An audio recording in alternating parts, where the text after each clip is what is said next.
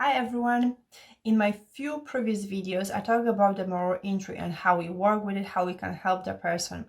However, in today's video, I thought I'm gonna be actually focusing on how we work with a moral injury, where actually the cognitions that someone has around the trauma are actually not as distorted. So maybe actually someone committed a crime, maybe they actually committed some act that goes against general morals. So in situations when, let's say, someone actually committed a crime, the cognitions that they have around the trauma, they might not be as distorted.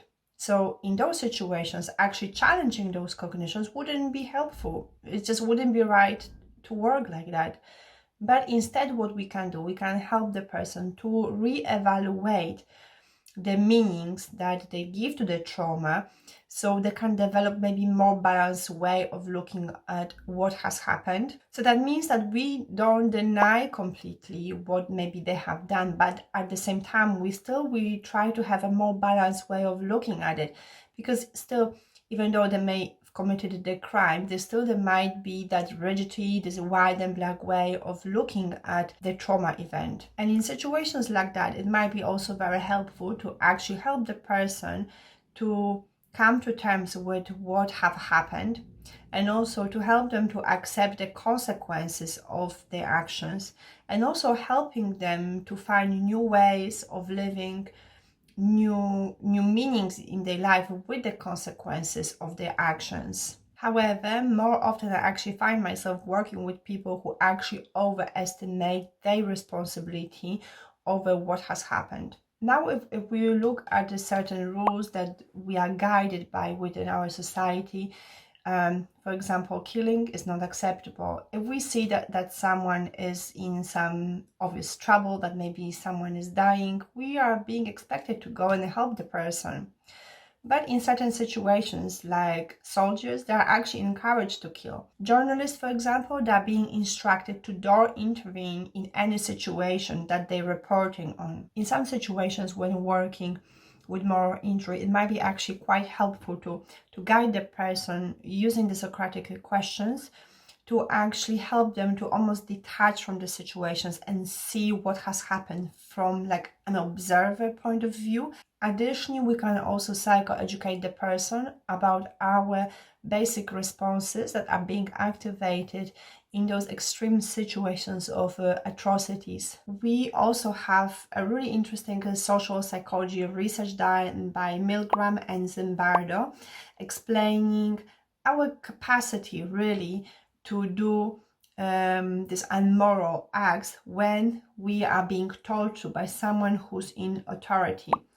Another thing, when we work with people who suffer from the moral injury, we will hear very often from them that, oh, if I did this, means I'm a psychopath. If I done that, it means I'm a criminal. I have no soul.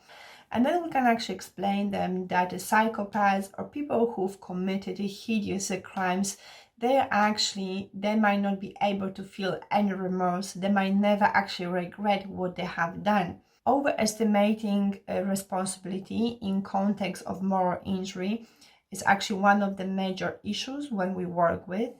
And one of the ways how we can approach this is by using the pie chart. So you might actually start working with a person who actually says that they're 100% responsible for what has happened to them. So with the help of the pie chart like this, we can actually help them to reevaluate their sense of responsibility and see if we can actually spread this responsibility among maybe other people who have been involved with the trauma.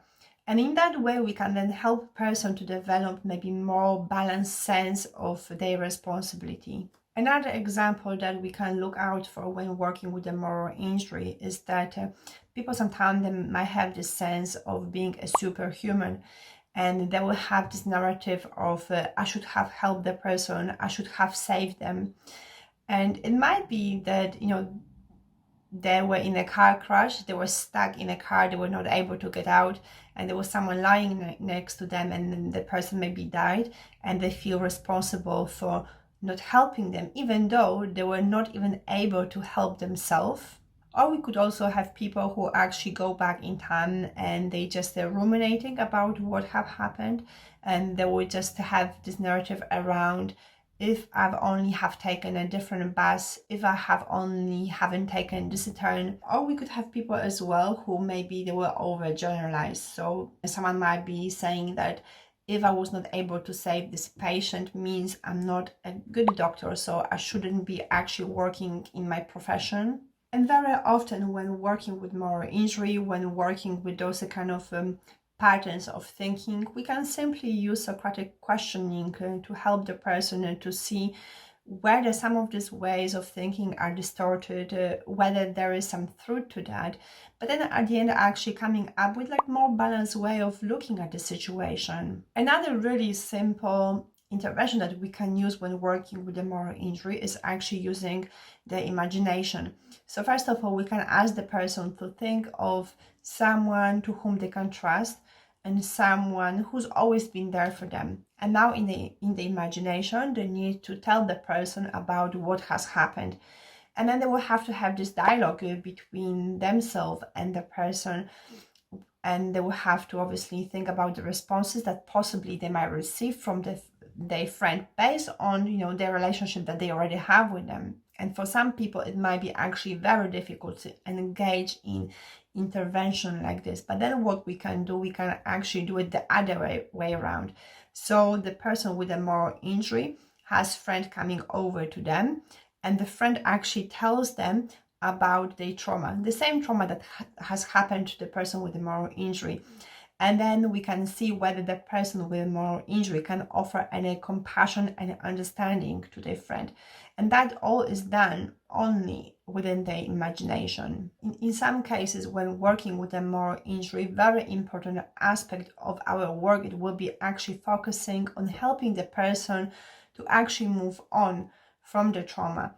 In some cases, when people, they suffer from moral injury and who struggle to let go of the trauma, they might be actually using it as self-punishment.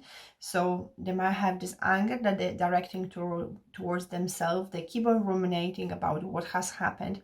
But then they will have also this meanings attached to the trauma, saying that if I'm gonna let go, if I'm gonna stop ruminating, if I'm gonna stop getting angry at myself, it means I don't care. And then again, we just help the person to actually understand whether they really don't care or whether there's something else happening.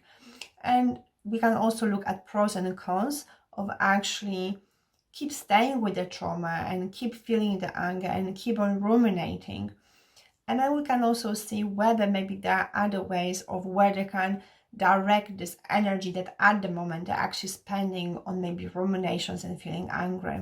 For some people, when working with a moral injury, writing a letter could be a really healing intervention. A letter where maybe they talk about the remorse and the anger and maybe other emotions that they're feeling. That will be it for today. Thank you for watching. And if you enjoyed this video, then please like it, subscribe, and I'm gonna see you in the next one then. Thank you. Bye bye.